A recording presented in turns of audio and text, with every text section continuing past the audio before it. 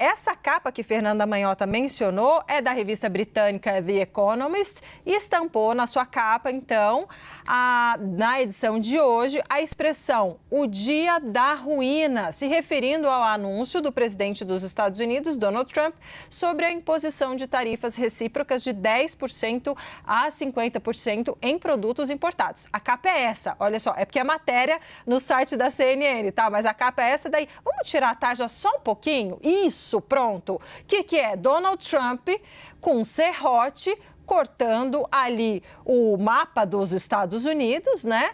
E aí, talvez, às vezes, você pode cortar ali o galho da árvore em que você está pendurado. Então, é ali fazendo um corte na carne, né? No próprio país. A publicação classificou as tarifas como irracionais e alertou que elas causarão estragos econômicos, embora sugira que os países afetados possam adotar, então, medidas para limitar os danos. Lembrando, a The Economist, Yuri Pita, não é americana, né? Pois é, ela é britânica, mas, e, de novo, também, é o bastião, né, é o farol do pensamento liberal econômico, né, Fernanda Manhota? Eu estava olhando aqui para baixo, porque na newsletter que a editora-chefe da Economist, a revista é comandada por uma jornalista mulher, ela escreve aqui, deixando claro que esta capa que a gente exibiu é a capa que circula na maior parte do mundo.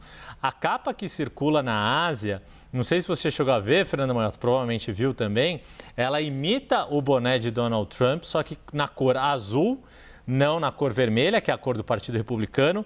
Tem uma estrelinha no meio e a frase do MAGA, Make America Great Again, é substituída por Make China Great Again. E a reportagem sim está em todas as edições, mas a reportagem de capa da edição asiática fala que todas essas medidas de Donald Trump, no fim das contas, podem se reverter em benefícios para a China. E podem até ter algum tipo de benefício se isso se confirmar, se a China tiver vantagens nessa guerra comercial pelo mundo, podem ter impactos aqui também no Brasil. No fim das contas, Fernanda Manhota, está todo mundo tentando entender quais vão ser essas consequências e quem vão ser os vencedores ou perdedores, ou se, como diria uma ex-presidente brasileira, no fim das contas todo mundo vai perder. Pois é, exatamente, Yuri.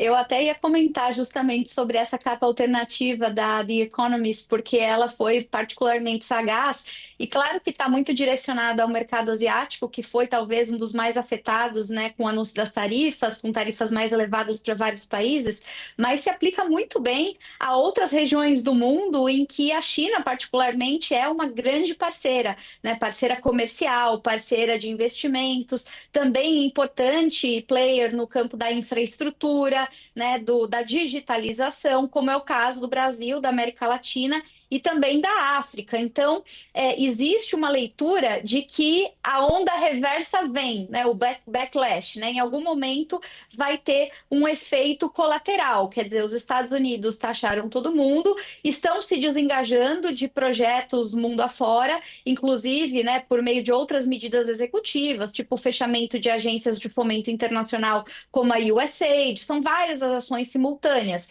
E tudo isso vai, de certa maneira, retroalimentando a ideia de que os Estados Unidos se afastam, né, querem desocupar esses lugares. E a gente sabe, como sempre falamos aqui, que não existe vácuo de poder na política internacional. Se um parceiro sai, alguém chega para ocupar esses espaços. Seja, né, para promover investimentos onde não estão sendo feitos esses investimentos, como oportunidade de negócio, seja para acomodar ressentimentos que ficam sendo criados a partir dessa série, né, de desentendimentos que tem acontecido entre os Estados Unidos e outros países, e isso é uma realidade. A The Economist, aliás, né, longe de ser, primeiro não é britânica, depois, como você primeiro não é americana, é britânica, e como você disse, está longe de ser uma publicação tradicionalmente conhecida como de esquerda ou qualquer coisa assim, né, uma publicação conservadora, da linha liberal, que está em uníssono com várias outras do mesmo perfil. Se a gente lê o Financial Times, que tem esse mesmo perfil,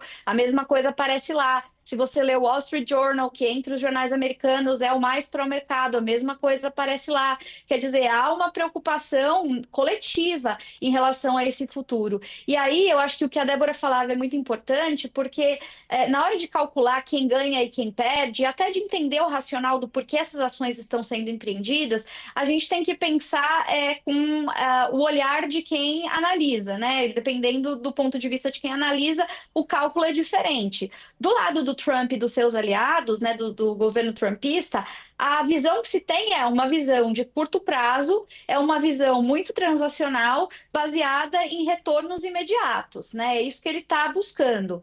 Quando a gente pensa numa política de Estado, e aí, portanto, tem em vista, né, uma ótica de mais longo prazo, e é por isso que essas publicações baseadas em analistas, economistas, pessoas, enfim, da área, né, e até o próprio mercado, levam isso em consideração, a leitura já é diferente. Então, por exemplo, o Trump ontem, quando anuncia essa tabela e ele vai ali listando os países, ele apresenta um cálculo que leva em consideração as relações bilaterais com os Estados Unidos. Então, é como se tudo que interessasse é o cálculo do que se vende, do que se compra em relação àquele determinado país, e é ali que a relação está pautada. Só que o que não está levado em conta naquela tabela, e é isso que as pessoas que estão preocupadas estão enxergando, é que não é uma relação meramente bilateral. As cadeias globais de valor, já está o global no próprio termo, né? Elas são cada vez mais descentralizadas. Os efeitos do mundo que a gente vive hoje são sistêmicos. Então, não é só o X% que incide sobre um determinado país que importa, mas é como todos aqueles percentuais somados convivendo no mesmo mundo vão gerar uma transformação do todo. E é esse processo de transformação do todo, o desacelerar progressivo da economia global que virá a partir dessa guerra comercial que se inicia, é que vai ser um problema. Então, com base nisso, que as preocupações agora estão justamente pensadas em torno dessas ondas reversas. Elas virão do ponto de vista do consumidor, da inflação, da taxa de juros, e depois, né, no médio e longo prazo, talvez que já inclusive nem mais esteja sob a alçada desse governo, ainda se sentirá o efeito de uma elevação de tarifas não vista em pelo menos 60 anos, né? Quer dizer, é realmente algo estrutural muito importante o que a gente acompanhou, Yuri e Débora.